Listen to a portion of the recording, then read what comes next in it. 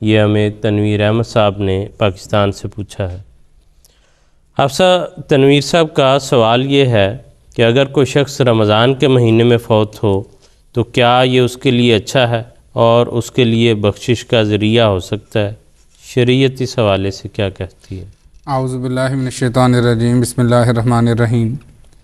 جہاں تک شریعت کا تعلق ہے تو اس نے رمضان میں کسی کے فوت ہونے کو معیار نہیں بنایا کہ فلاں شخص اگر رمضان کے مہینے میں فوت ہوگا تو وہ ضرور جنت کا حقدار ہوگا۔ بخشش کے لیے اور خدا تعالیٰ کی رحمت کو جذب کرنے کے لیے جو معیار خدا تعالیٰ نے قرآن کریم میں ہمیں بتایا ہے وہ کچھ ان الفاظ میں ہے۔ اللہ تعالیٰ فرماتا ہے اعوذ باللہ من الشیطان الرجیم، بسم اللہ الرحمن الرحیم، ان الذین آمنوا وعملوا الصالحات لہم جنات تجری من تحتها الانہار، کہ وہ لوگ جو ایمان لائے ہیں اور انہوں نے مناسب حال نیک عمل بجا لاتے رہے ہیں اپنی تمام زندگی میں تو وہ ہیں جو جنت کے حقدار ہیں۔ تو گویا ایمان کو اور اعمال صالحہ کو اور اس کے اندر مستقل ترقی کرتے چلے جانے کو خدا تعالیٰ نے بخشش کا جو ہے وہ معیار ٹھہرایا ہے۔ باقی رہا کہ رمضان میں اگر کوئی فوت ہو جائے تو رمضان میں فوت ہونا تو کوئی ایسی انوکھی بات نہیں ہے۔ دنیا میں حضور صلی اللہ علیہ وسلم کے بعد سے اب تک کئی رمضان آئے ہیں اور لاکھوں نہیں تو کروڑوں ایسے لوگ جو شرک کی حالت میں مرے ہیں یا دیگر ادیان پر مرے ہیں اسلام کے سوا، وہ سارے فوت ہوتے چلے جا رہے ہیں۔ تو پھر اگر اللہ نہ کرے اگر اس کو معیار بنائیں گے تو پھر ان کے لیے بھی بڑی سعادت کی بات ہوگی ایک مشرک کے لیے کہ وہ رمضان میں فوت ہو گئے، تو بہرحال یہ معاملہ نہیں ہے۔ ہاں جہاں تک تعلق ہے رمضان کی فضیلت کا تو وہ قرآن کریم میں حضور صلی اللہ علیہ وسلم کی حدیث میں بڑی وضاحت کے ساتھ صراحت کے ساتھ مذکور ہیں۔ ایک حدیث میں آپ وسلم نے فرمایا ہے کہ من قام رمضان ایمانا و احتسابا فقد غفر له ما تقدم من ذنبه، کہ جو شخص رمضان کو ایمان کی حالت میں اور اپنے اعمال کے محاسبے کی حالت میں بسر کرتا ہے تو اس کے جو ہیں وہ پچھلے گناہ جو ہیں بخش دی جاتے ہیں۔ اگر ایسا شخص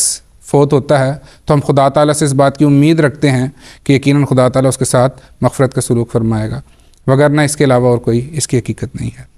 کہ وقت کا جو اپنی ذات میں اس سے کوئی تعلق نہیں ہے،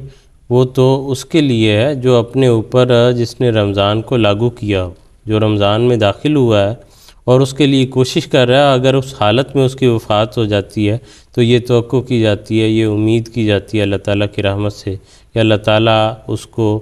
اس کے نتیجے میں جو ہے جس کام کے لیے وہ کوشش کر رہا تھا اس کے نتیجے میں اللہ تعالیٰ اس کی بخشش کر دے۔ ایسے ہی ہے نا جیسے کہ آپ نے فرمایا کہ رمضان جب آتا ہے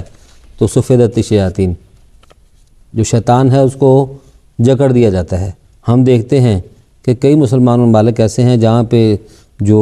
چور بازاری ہے اور مہنگائی ہے اور اس قسم کی دوسری چیزوں کے شیطان ہیں وہ کھل کے باہر آ جاتے ہیں، پہلے سے بڑھ جاتے ہیں۔ تو حقیقت یہ ہے کہ جس بندے نے رمضان کو اپنے اوپر اپلائی کیا ہی نہیں ہے